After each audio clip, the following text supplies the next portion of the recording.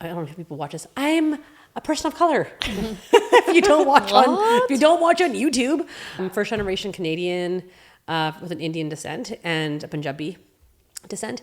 And my parents are born and raised in Punjab, and they learned English in Canada and all the things. And I grew up in a very dominated town. Like I grew up in Vernon. And then a lot of situations, especially in the 80s, of targeted hate.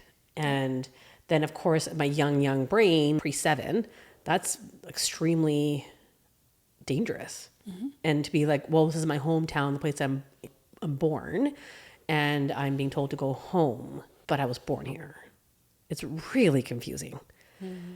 Like, so confusing. And so to survive from that, you start to try to act more like the others. You try to like put on this mask. No, I'm really quite white on the inside, guys. You try to assimilate into the safety of the predominant culture. Totally. And then that worked for me for a long time. I'm like, oh, look how great I am now. I'm so like everybody else. I speak like them. I walk like them. I dress like them. And I totally rejected my own culture. And this is great. This is safe for me now. And now it's just actually, of course, there's been layers of work that I've been doing over the years, but I feel like something about this past moon actually has been bringing more of this into light.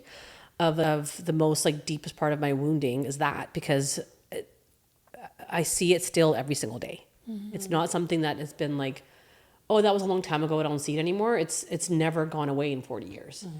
And so it's a really hard one to really crack open when it's like, it's still in your face. Mm-hmm. Especially like how uncomfortable I am if my whole family walks down the street together and we're like maybe 6, 7, or 8 people, and how many looks you get.